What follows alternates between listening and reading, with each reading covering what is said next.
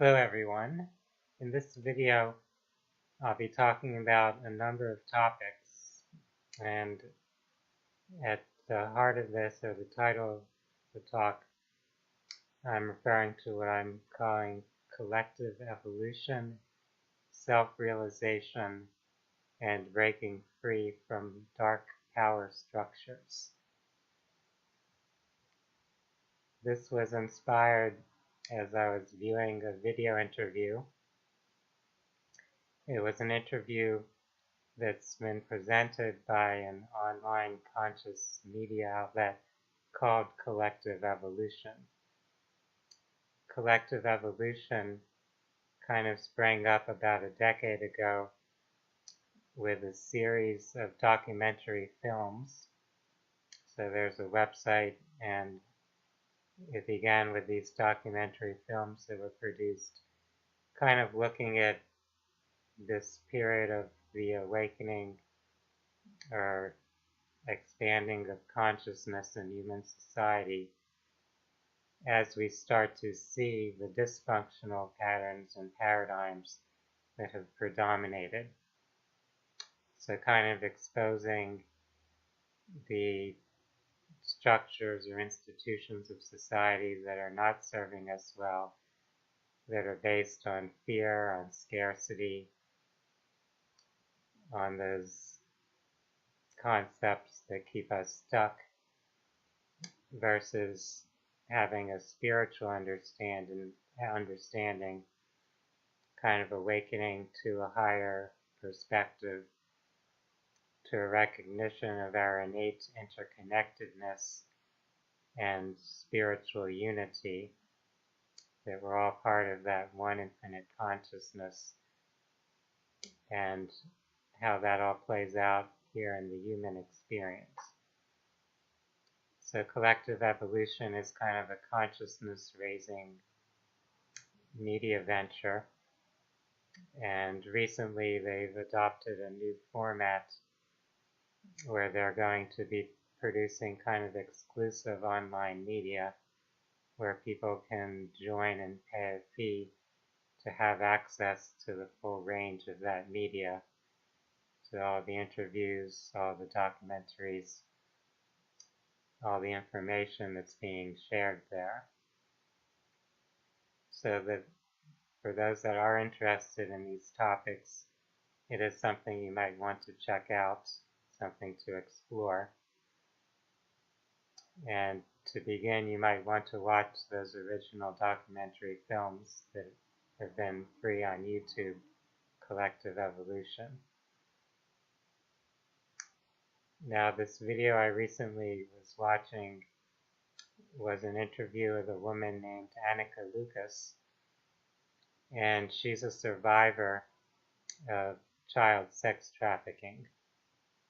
So she has a long, detailed story about her life, what she had gone through, and what she's doing now is she's trying to support and assist other people in their healing process. She runs sort of therapeutic support groups for people that are survivors of that type of trauma. She also does a lot of work with yoga. She brings yoga into prisons. And in the interview that she did for Collective Evolution, she talks a lot about psychological and spiritual dynamics that are kind of at the heart or root of the predatory power systems on our planet. The groups of people that are doing things like trafficking and murdering children, what's behind all of that? How does this proliferate in our society? How does it become so predominant in those institutions of power that are supposed to be leading humanity, but are in a sense keeping humanity enslaved? So looking into that system where we have essentially people being compromised, people being trapped in what ordinary citizens would look at as perverse or depraved types of behaviors, we see there's a couple of common themes here. And one is the theme of bribery, and the other is the theme of blackmail. So for people that are kind of encouraged to do things for a reward, in other words, if you sell your soul, so to speak, there's the opportunity for material rewards, for advancement in your career, for status, for an opportunity to become famous. So all those things could be presented as possible rewards for people that are willing to participate in what otherwise might be perceived as highly immoral or unethical activities. The other side of it is blackmail, where a person has some type of a secret, something they would like to have hidden that they don't want exposed, and whoever knows their secrets can threaten to expose it if the person doesn't cooperate.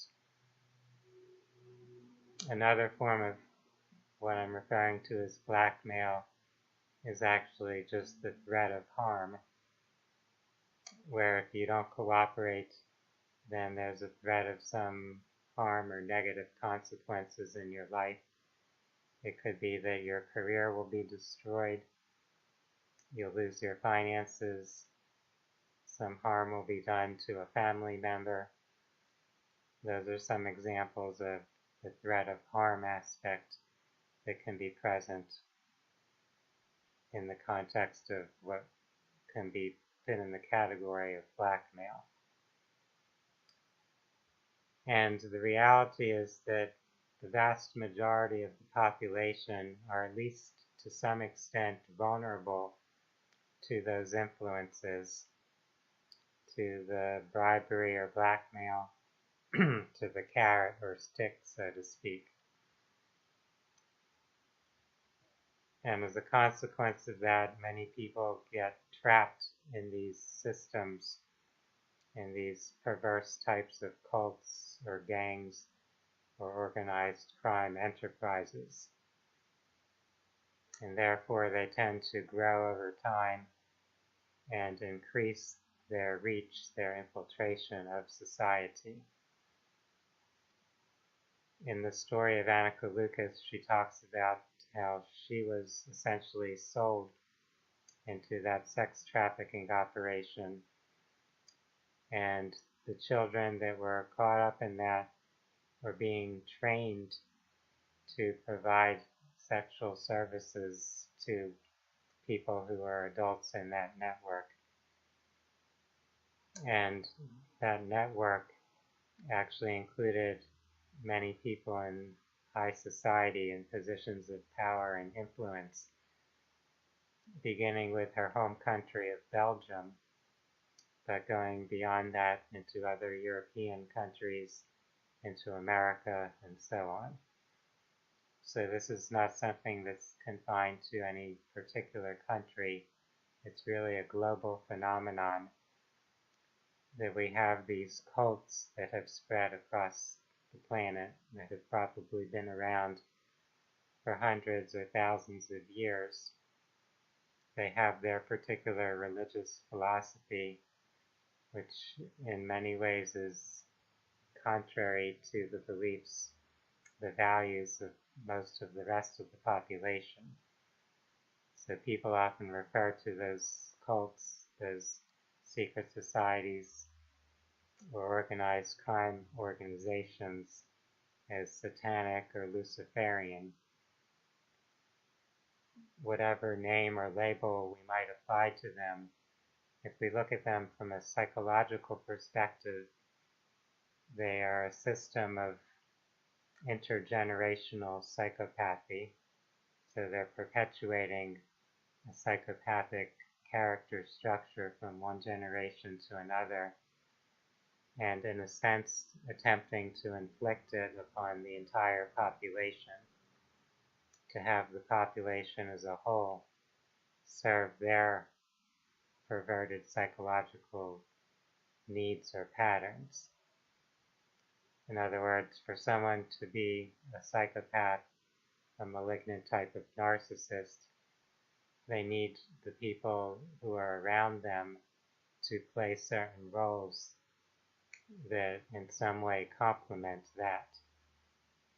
So they may need other people to act as the psychopath's accomplices to them, while they'll also need people who are kind of like the vulnerable victims, people who allow themselves to be used, manipulated, or exploited in some way. In that sense, they need people who have all kinds of weaknesses to also be a part of the same society, so that the society as a whole won't reclaim their power and bring some halt to the psychopathic activities. The reason things have gotten to be the way they are in our civilization is that all human beings essentially have these psychological weaknesses, ways in which we are vulnerable, in which we play out our insecurities, our imbalances, our distortions. If we were to reclaim our power, each of us individually and collectively, then the existing structures that serve the psychopaths would no longer be able to function. That kind of parasitic energy dynamic would no longer continue to flow in that manner. Think of it this way. Let's suppose that you have someone who is of a psychopathic personality pattern, and they want to have other people help them gain wealth, other people who will serve them by doing jobs for them, by pretending like that psychopath is a good person, is someone who's admired and respected. So those people who would play those roles would need to accept and play along with various deceptions and falsehoods. The psychopath might present himself or herself as a philanthropist, as someone who is very valuable and important to the society, when in fact they're actually abusing people, they're exploiting people, they're draining the life force from others. So if other people didn't go along with that, it wouldn't be able to continue. If we look at the roles that we're all playing in our own lives, we might see how some of the things that we do are actually contributing to those types of systems. If we're voting for people who are presenting that sort of false self,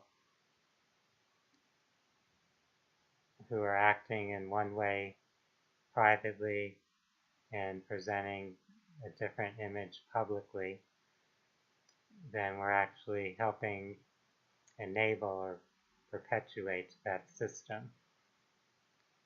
So we're allowing ourselves to be deceived, and therefore to give our vote, our power, our support to those who are actually pathological, who are doing harm to society. We could think of wars as another example, where the quote-unquote gangster leaders of different countries are clashing with one another, and they're having the armies, the ordinary citizens, all doing the dirty work. So it's actually the soldiers who are fighting and dying.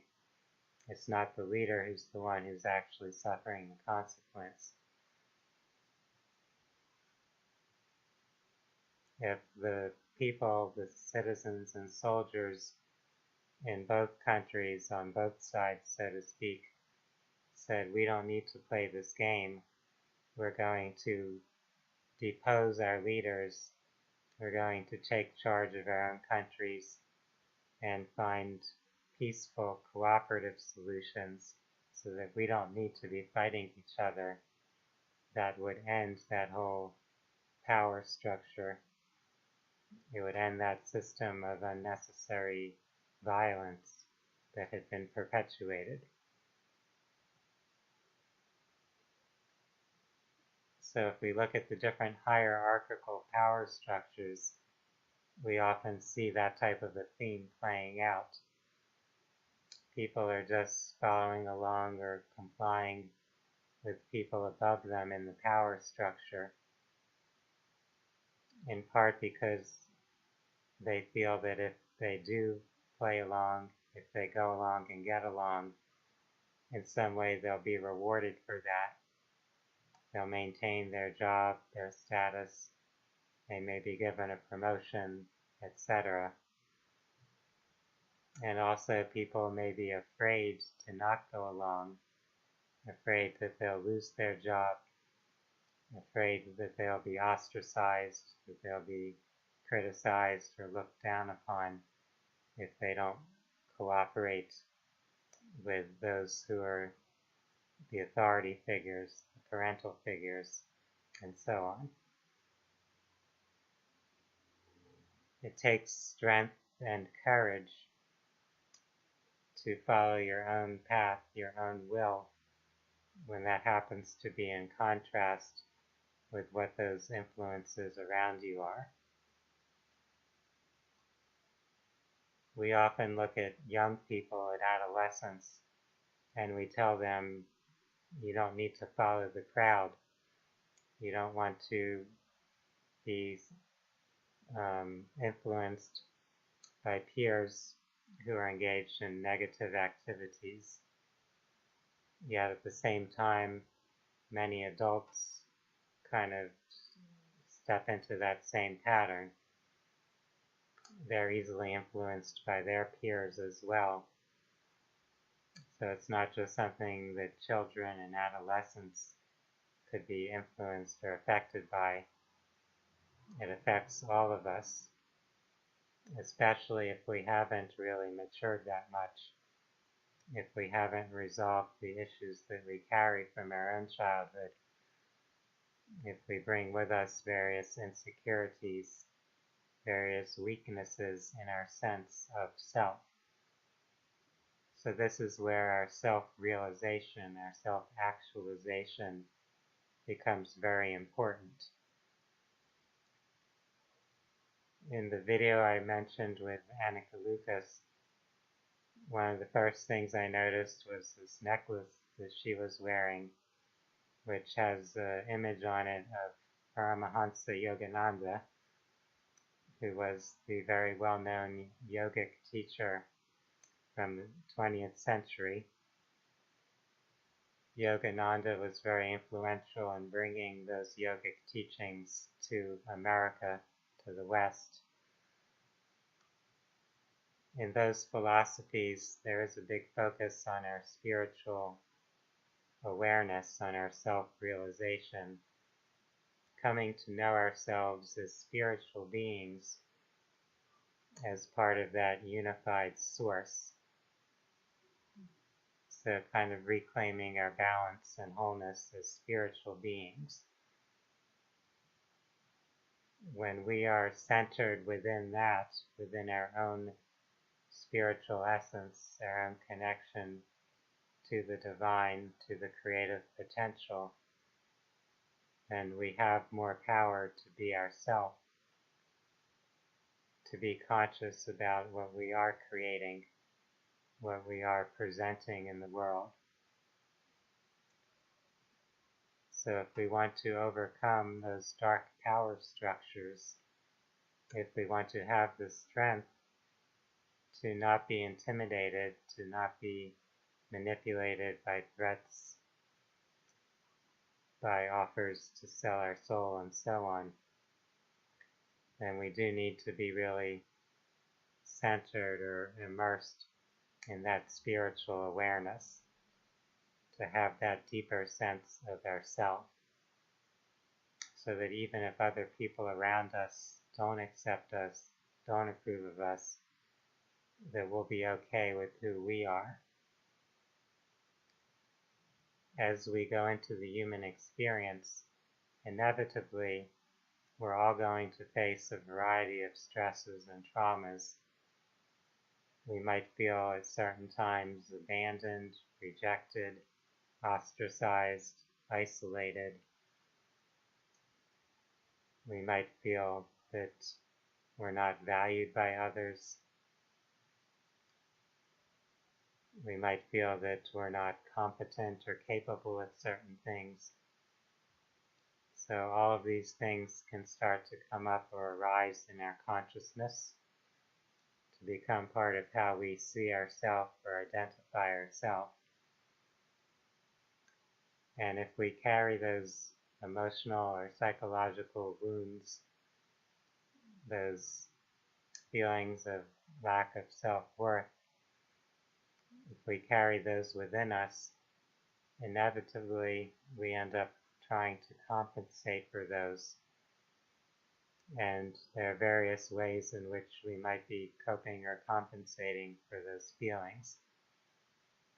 Sometimes we'll go to one extreme or another in how we relate to other people or to the world around us. Some people are super aggressive, trying to overexert their power. Other people are very passive. They're afraid to assert their power.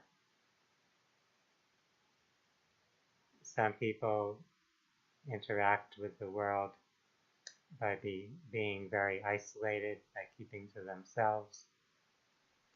Other people go out of their way to be sociable, to get attention from others. So some people are avoiding attention, some people are kind of compulsively seeking attention. Those are a couple common extremes. If we look at any aspect of human behavior, we tend to see different extreme patterns that people may play out as they develop those coping mechanisms or defense mechanisms to deal with their own fears or insecurities. Another common pattern is addictive behaviors, which includes all kinds of substance addictions as well as process or behavioral addictions. So people may use alcohol, they may use stimulant drugs, they may use painkillers or depressant drugs, they may use psychedelic or hallucinogenic drugs. So drugs can be used to give a temporary exaggerated high or a numbing of feeling. Drugs can be used to kind of escape from reality, at least escape from this worldly physical reality. Consciousness can never escape from existence, so it will always be encountering some form of reality.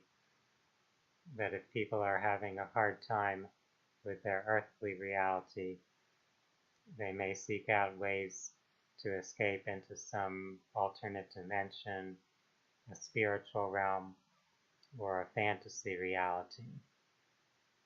Yet for our health and well-being, for our self-actualization and realization, we actually have this task of learning to be fully present, to really be grounded here, to be fully functioning as a human being, to deal with whatever challenges may be arising, whatever stresses we may encounter.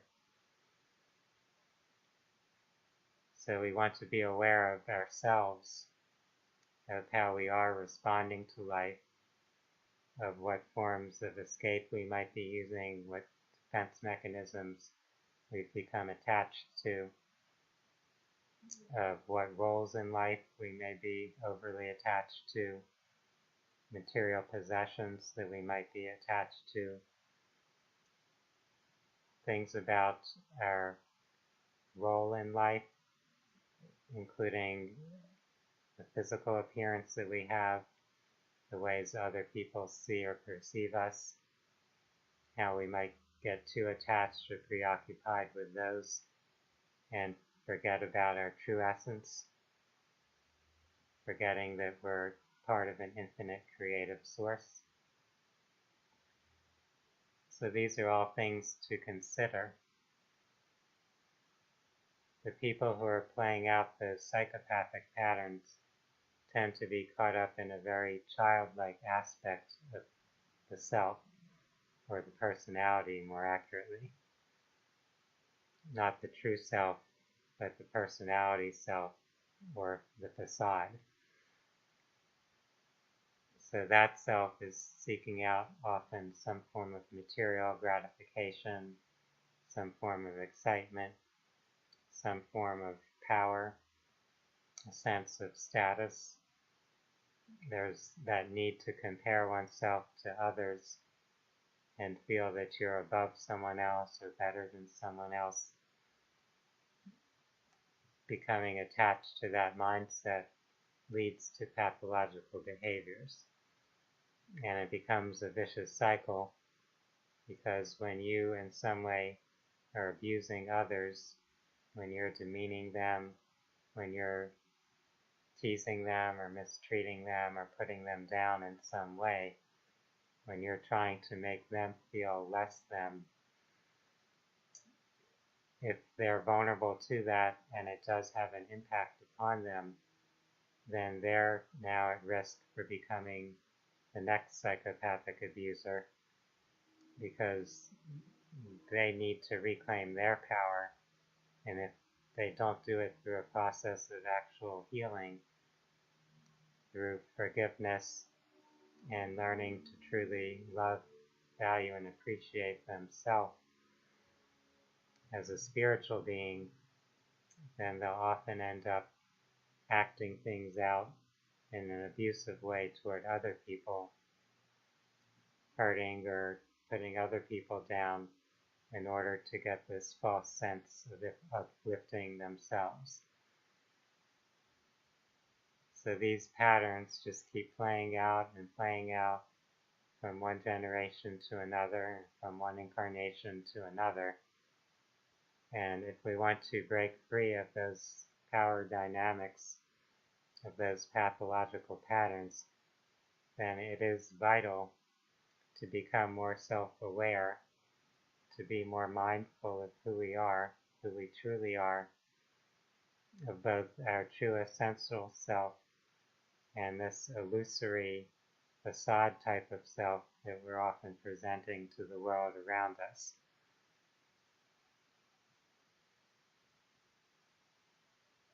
Therefore, as more of us start to do this, there is a process, a dynamic of collective evolution that's occurring, where kind of this wave builds of more and more people start to expand their consciousness, start to become more tuned in to a greater level of energy and awareness. It's sort of a unification process where we've descended very deep into separation and division, and now we're starting to remember who we truly are. We're kind of reawakening. We're starting to rise or ascend, to go back toward more of that essential part of our beingness. And as each one of us does this, it kind of puts a ripple out into the greater collective field of consciousness, making it easier for other people to start to tune in and access that as well.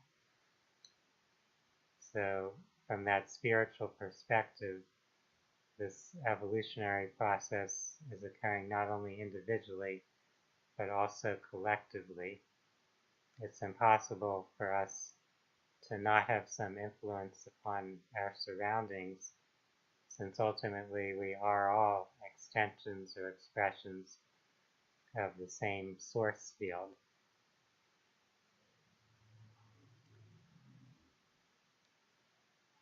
Since we all have the power to transform ourselves, and through that transformation, we're naturally helping the world around us in its shift, in its transformation or awakening process,